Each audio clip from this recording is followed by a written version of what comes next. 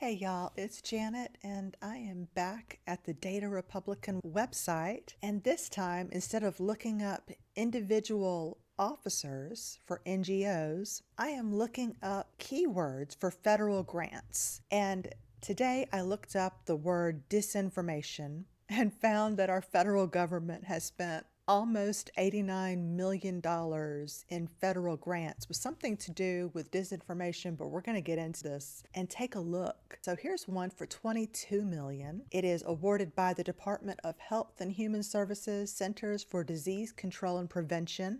The recipient was Unidosis. I'm not sure how to pronounce that, but it is for the education and awareness campaign to promote vaccination coverage among Latinos. Latinos have been disproportionately impacted by COVID-19, of course, representing 24% of COVID-19 cases and 15% of deaths in the U.S. Latinos who are overrepresented in the highest risk essential occupations such as hospitality, retail, food services, construction, and agriculture are 4.1 times more likely to be hospitalized due to COVID-19 than any other group. Misinformation and disinformation about the virus and the vaccine, including its development and clinical trial process, along with an overall lack of clear, consistent, culturally and linguistically appropriate information about COVID-19 and the vaccine, among other factors, have likely contributed to mistrust of official sources. And low levels of trust in the vaccine, 34% according to a recent poll among the Latino community. The COVID vaccine is the best chance at an equalizer that can lead to a recovery for the country, but immunization efforts will not be successful if Hispanics are not vaccinated. Through a multi-pronged communications campaign, Unidosis will increase awareness, education, and promotion of the COVID-19 vaccine among Latinos, including vulnerable populations, e.g. essential workers and undocumented individuals. Moving on, at the local level, Unidosis will partner with 7 sub-awardees to deploy messaging that promotes vaccination activities and local calls to actions. Broader national efforts will include engagement of trusted influencers from various sectors. I wonder who they are. And use of Unidosis's vast communications assets to deploy this education and awareness campaign. The campaign will broadly disseminate culturally and linguistically relevant information on the vaccine to foster trust in its safety and efficacy, thereby improving the potential participation rate among Latinos receiving the vaccine. Y'all, I don't know what to say about this one. I did not expect to get hit with COVID and undocumented individuals all in the same one.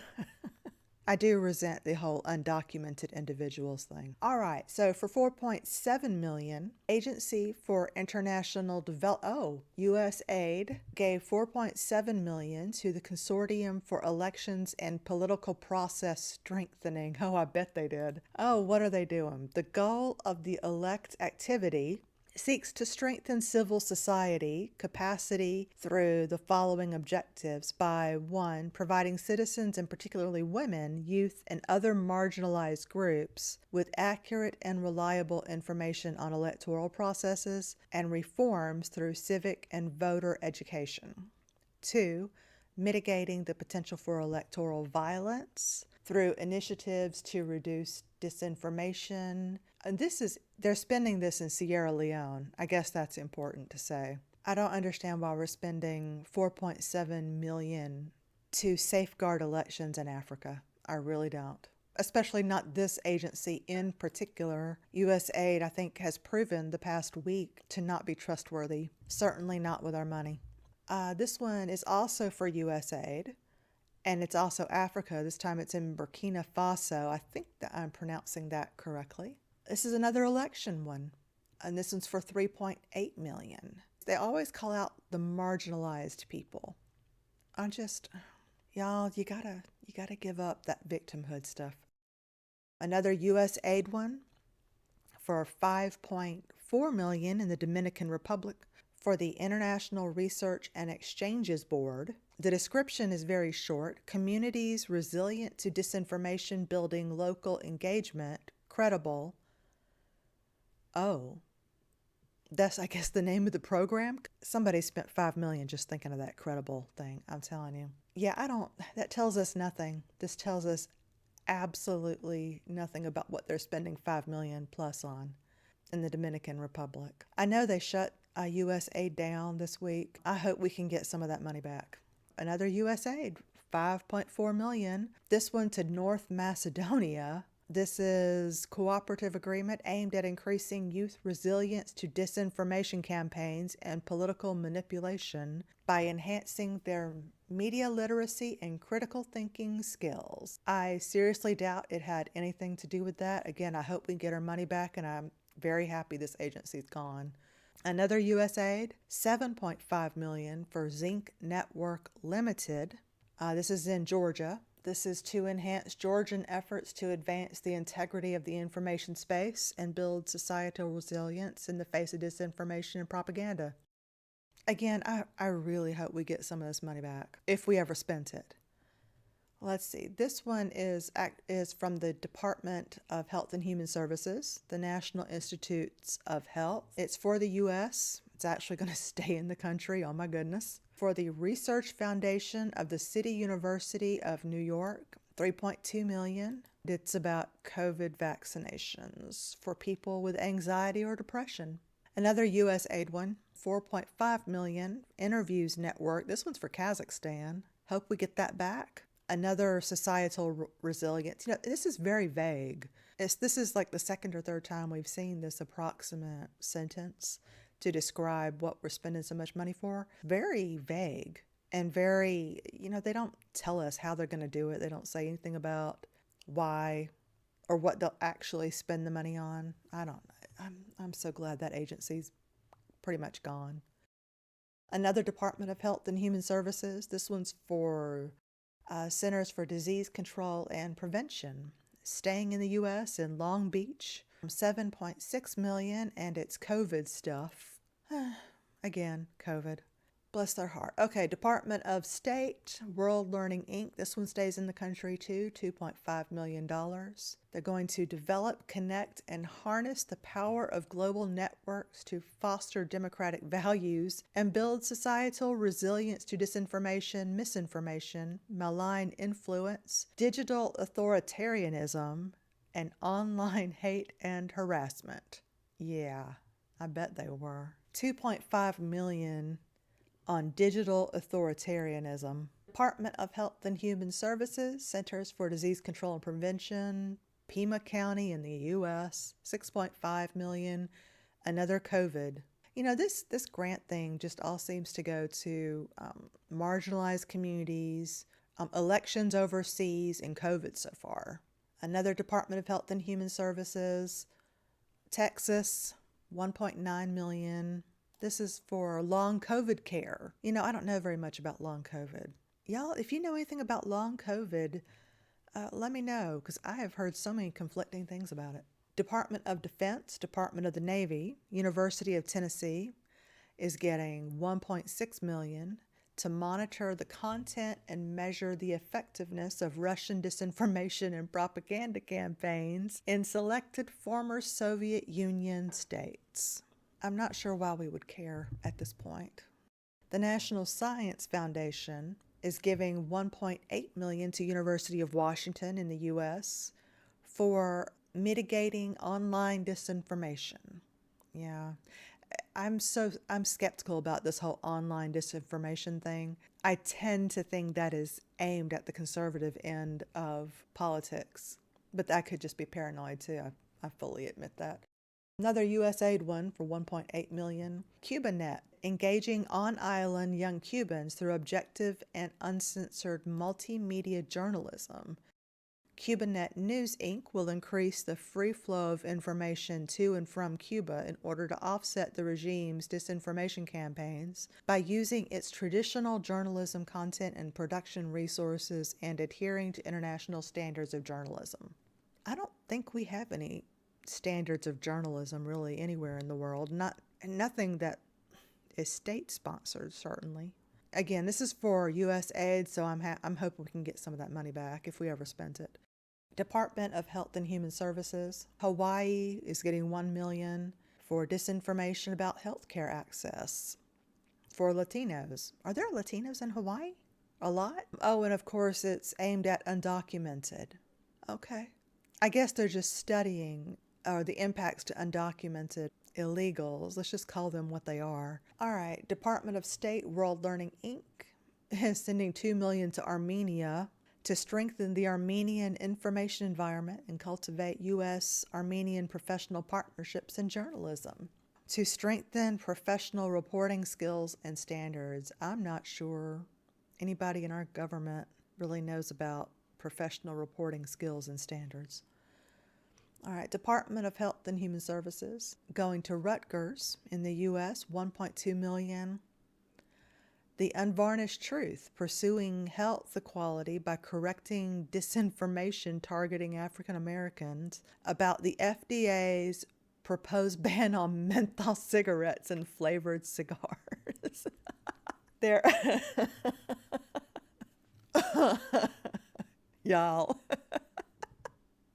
Department of State sending $32,000 to Bosnia and Herzegovina for the American Councils for International Education to empower university students across Bosnia and Herzegovina, Montenegro, and Serbia with media literacy and critical thinking skills to combat disinformation. 32,000, after all we've seen doesn't feel like a lot, but it sure does add up, doesn't it? National Science Foundation, maybe this will be something good. Illinois Institute of Technology in the U.S., $224,000. Collaborative research targeting challenges in computational disinformation research to enhance attribution, detection, and explanation. The use of social media has accelerated information sharing and instantaneous communications. The low barrier to entering social media enables more users to participate and keeps them engaged longer. There is a low barrier to entry. That's true. I mean, I'm in my living room holding my microphone on my lap. I paid $27 for the mic. Incentivizing individuals with a hidden agenda to spread disinformation online to manipulate information and sway opinion. My agenda is that I don't like how we're spending money. I don't like how the government's spending our money. And I would like them to stop, please. Thank you. That's why I like to look at all this nonsense, because the more light we shed on it, the better chance is they're not going to do it again. Disinformation, such as fake news, hoaxes, and conspiracy theories, has increasingly become a hindrance to the functioning of online social media as an effective channel for trustworthy information. Who is this? The National Science Foundation? Cases are emerging where deliberately fabricated disinformation is weaponized to divide people and create detrimental societal effects. Yeah, they've been doing that forever, though. I mean, before the internet, they did that in newspapers. They did it. Again, I have such little trust in the U.S. government when it comes to online censorship that I have to imagine this is going to be used against anybody who isn't, on the left side of the aisle. Therefore, it is imperative to understand disinformation and systematically investigate how to improve resistance against it, considering the tension between the need for information and security and protection from disinformation. The project aims to study the scientific underpinnings of disinformation and develop a computational framework to attribute, detect, and explain disinformation to inform policymaking. Yeah, I don't trust that a bit. The project involves fundamentally transforming the process to combat disinformation by developing new knowledge and a systemic computational framework to address major provenance, data, and explainability challenges of detecting online disinformation. Yeah, The provenance data, and that is aimed at anons. They want to know where you got your information. They want to know who did it. No more anonymous memes, I guess. Or they want to figure out how to dox the anons. The techniques developed combine interdisciplinary theories and computational algorithms to help policymakers and social media users address disinformation. The project outcomes help advance state-of-the-art research on disinformation and introduce style-based and graph-based optimization methods that can determine the source of disinformation and its characteristics. Disinformation detection methods requiring minimal data or supervision by harnessing multimodal data and high-level social context relations. Yeah, metadata. That's what they're doing. And interpretable detection techniques that rely on well-established psychological and cognitive theories and enable human interactions to enhance detection and explanation. More broadly, the project contributes to data mining, machine learning, graph mining, and text mining research, as well as social science research in communication and journalism on credibility, transparency, and disinformation mitigation. This award reflects NSF's statutory mission has been deemed worthy of support through evaluation using the Foundation's intellectual merit and broader impact review criteria.